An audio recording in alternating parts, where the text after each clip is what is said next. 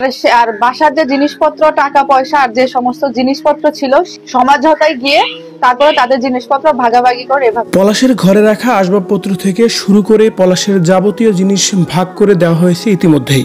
দীর্ঘ 3 ঘন্টার বৈঠকে সবকিছুই ভাগাভাগি করে দেয় পলাশের বসরা। আর এত কিছু ভাগাভাগির মধ্যে অবশেষে পলাশের মেজো ভাবি পাপিয়া সেন সাহা কি পেয়েছে? আর এই প্রশ্নটা এখন দেখা দিয়েছে সোশ্যাল মিডিয়ায়। সত্যিকার অর্থে পাপিয়া কি কিছু পেয়েছে নাকি পায়নি? এ বিষয়ে জানতে সম্পূর্ণ ভিডিওটি দেখে সঙ্গে থাকুন। তবে দেখুন আসলে কি অবস্থা, চিন্তা করেন। এখন জিনিসপত্র নিয়ে খেতে থাকো, ঠিক আছে? জিনিসপত্র নিয়ে এবার তোমরা জিনিসপত্র গায়ে মাখো, মাথায় মাখো।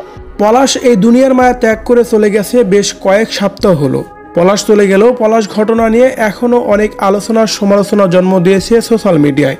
বিশেষ করে পলাশের মাকে দোষী করে অনেক কথাও বললেও ইতিমধ্যেই পলাশের বউকে নিয়েও দোষারোপ করা হচ্ছে বিভিন্নভাবে। তার কারণ পলাশের মা যতই খারাপ হোক না কেন, তার বউ যদি ভালো হতো তাহলে অবশ্যই পলাশ এভাবে না ফেরার দেশে যাওয়ার মতো কঠিন সিদ্ধান্ত কখনোই নিত না।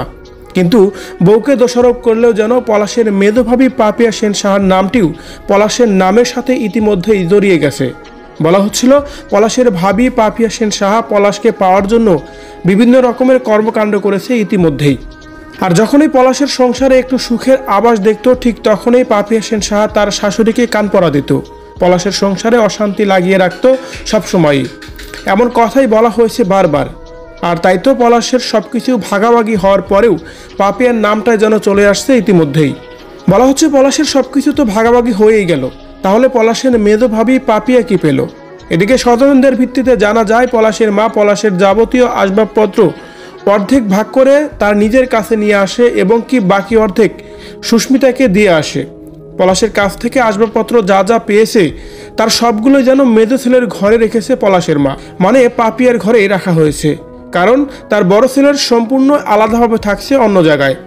তাই তো পাপিয়াকে নিয়ে এখন পর্যন্ত কথা বলা হচ্ছে বিভিন্ন ধরনের।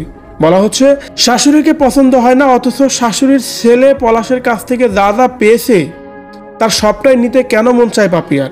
অন্যদিকে পলাশের বসরা দুই পক্ষকেই ডেকে দীর্ঘ 3 ঘন্টায় মিটিং করে সুস্মিতা এবং কি সুস্মিতার শাশুড়ি অর্থাৎ পলাশের মাকে মিলিয়ে দিয়েছে তারা।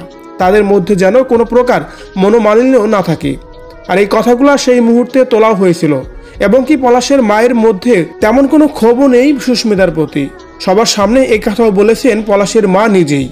আর সেই মিটিংয়ের সার্বিক দিক থেকে বোঝা যায় যে পলাশের পুরো পরিবার অনেক ভদ্র পরিবার। তারা আগে থেকেই কোনো প্রকার ঝামেলা পছন্দ করতো না। ভিউয়ার্স, পলাশ দুনিয়া থেকে চলে গেলেও যাদের কারণে এ দুনিয়ার মায়া ত্যাগ করেছে পলাশ, অবশেষে তারাই কিন্তু সব দ্বন্দ্ব ভুলে এক হয়ে গেছে। তাদের মধ্যে কোনো প্রকার অভিযোগ নেই একে অপরের প্রতি। আর এমন তথ্যই পাওয়া গেছে নতুন করে। এই বিষয়টাকে আপনি কিভাবে দেখছেন অবশ্যই কমেন্ট করে জানাবেন কমেন্ট বক্সে। এখন এই জিনিসপত্র নিয়ে মাথায় দাও, গায়ে দাও, ঘুমাও, এখন যা খুশি তা করো, ঠিক আছে? এটুকু বলা ছাড়া আর কিছু করার